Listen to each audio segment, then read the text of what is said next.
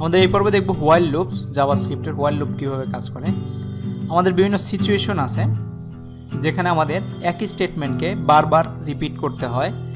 এটা যদি আমরা কোনো নর্মাল প্রোগ্রামিংয়ে যদি লিখতে চাই তাহলে এই স্টেটমেন্টগুলো কপি পেস্ট করে হাজারটা লাইন হয়তো লেখার প্রয়োজন পড়তো। তো এই প্রবলেমটাকে সলভ করার জন্য আমাদের জাভাস্ক্রিপ্ট বা যে কোনো প্রোগ্রামিং ল্যাঙ্গুয়েজে লুপ স্টেটমেন্ট ইন্ট্রোডিউস করছে, যার মধ্যে আমাদের সেট অফ স্টেটমেন্টকে চাইলে আমরা সার্টেন কন্ডিশন পর্যন্ত বা সার্টেন নাম্বার পর্যন্ত আমরা এটাকে এক্সিকিউট করাইতে পারি। তো এখানে আমাদের এখন দেখতেছি আমরা হোয়াইল লুপ। তো হোয়াইলটা এক ধরনের ডিসিশনের উপর নির্ভর করে আমরা একটা সার্টেন সেট অফ স্টেটমেন্টকে আমরা এক্সিকিউট করাবো, কন্টিনিউয়াসলি লুপ করাবো, মানে সার্কেল করবে, কন্টিনিউয়াসলি সে এক্সিকিউট হতে থাকবে সার্টেন কন্ডিশন পর্যন্ত। হোয়াইল যদি আমরা বাংলায় বলি হোয়াইল, যদি কাইন্ড অফ যদি, যখন যদি লিখি তো যখন একটা এক্সপ্রেশন একটা কন্ডিশন যদি স্যাটিসফাই করে তখন এর ভিতরে স্টেটমেন্টগুলো সে এক্সিকিউট করবে। তো এটার সুবিধা হচ্ছে যে এই কন্ডিশন যতক্ষণ পর্যন্ত সত্য আছে ততক্ষণ পর্যন্ত সে ঘুরতেই থাকবে। তো এরকম আমাদের প্রোগ্রামিংয়ে অনেক সময় দরকার পড়ে যে একটা কন্ডিশন সত্য থাকা পর্যন্ত আমাদের সেট অফ স্টেটমেন্টকে আমাদের এক্সিকিউট করাইতে হবে। তো ওগুলো করাইতে পারি আমরা হোয়াইল লুপের মাধ্যমে। তো আমরা এক্সাম্পল দেখলে জিনিসটা আরও ক্লিয়ার হয়ে যাবে। তো আমরা এখানে দেখলাম একটা ভেরিয়েবল লিখলাম কাউন্ট ইকুয়ালস টু 0, ডকুমেন্টের starting loop while count less than 10, মানে এই কাউন্টটা যতক্ষণ পর্যন্ত 10-এর নিচে আসে ততক্ষণ পর্যন্ত আমাদের ভিতরের এই কমান্ডগুলোকে এক্সিকিউট করতে হবে। যদি হোয়াইল স্টেটমেন্ট না থাকতো তাহলে আমাদের কী করতে হলো, আমি যদি 10 বার এই কারেন্ট কাউন্ট এত 10 বার লিখতে চাইতাম, এই স্টেটমেন্টটাকে 10 লাইন লিখতে হইতো কপি পেস্ট করে। তো এটা সলভ করার জন্য আমরা একটা কন্ডিশন দিয়ে দিছি, কন্ডিশন স্যাটিসফাই করাইতেছি, যতক্ষণ পর্যন্ত সে 10-এর নিচে আসে ততক্ষণ পর্যন্ত তুমি প্রিন্ট করতেই থাকো। তারপর document dot right current count, এখানে আমাদের প্রিন্ট করতেছি প্লাস, এটা আমাদের প্লাস সাইন দিতে হয় আমাদের প্রিন্ট করার সময় রাইট স্টেটমেন্টে, প্লাস কাউন্ট প্লাস, এটা হচ্ছে আমাদের যে ব্রেক স্টেটমেন্টটা দেয় সেই ব্রেক স্টেটমেন্টটা। তারপর কাউন্ট প্লাস প্লাস মানে কাউন্টটা 1 করে ইনক্রিমেন্ট হবে।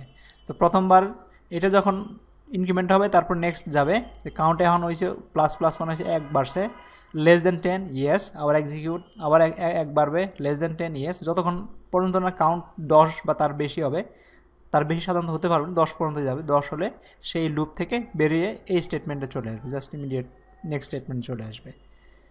এটা যে রেজাল্টটা করবে এটা আমাদের কারেন্ট কাউন্ট 0, 1, 2, 9 পর্যন্ত সে প্রিন্ট করবে। তো এরকম আমাদের সেট অফ স্টেটমেন্টকে যখন কন্টিনিউয়াসলি রিপিটেডলি রান করাইতে চাই কোনো একটা কন্ডিশন স্যাটিসফাই না হওয়া পর্যন্ত, তো তখন আমরা হোয়াইল স্টেটমেন্টটাকে ব্যবহার করব। হোয়াইলের মতো আরেকটা আছে ডু হোয়াইল।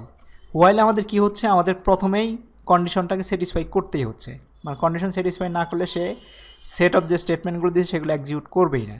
কিন্তু কিছু কিছু সিচুয়েশন আছে যেখানে আমাদের কন্ডিশন স্যাটিসফাই করুক বা না করুক আমার সেট অফ স্টেটমেন্টকে এক্সিকিউট করতেই হবে, কমপক্ষে একবার এক্সিকিউট করবে। তো ওইসব ক্ষেত্রে আমরা ডু হোয়াইলটা ইউজ করব। ডু মানে প্রথমে বলে দিচ্ছি তুমি এই আমার যে ব্র্যাকেটের মধ্যে যে কাজগুলো আছে সেই কাজগুলো করে ফেলা, তারপরে এক্সপ্রেশন চেক করা, যদি ফলস হয় সে আর ঘুরবে না, আর যদি ফলস না হয় সে ঘুরবে। তো এখানে একটা জিনিস খেয়াল রাখতে হবে, আমাদের এইখানে যদি দেখি আমাদের সেমিকলনের পরে কোনো এই সেকেন্ড ব্র্যাকেটের পরে কোনো সেমিকলন দেই নাই, কিন্তু এইখানে যখন আসবো যেহেতু আমাদের হোয়াইল স্টেটমেন্টটা বা হোয়াইল এক্সপ্রেশনটা আমরা এখানে লিখতেছি লাস্টে, তো এখানে অবশ্যই সেমিকলন একটা দিতে হবে। যদিও জাভাস্ক্রিপ্টে সেমিকলন অপশনাল, তো গুড প্রোগ্রামিংয়ের জন্য আমরা সেমিকলন ব্যবহার করতে পারি। So do statement to be executed, do bracket statement তারপর হোয়াইল, এখানে আমরা কন্ডিশনটা দিব। তো এক্সাম্পল দিলে আরও সহজ হবে।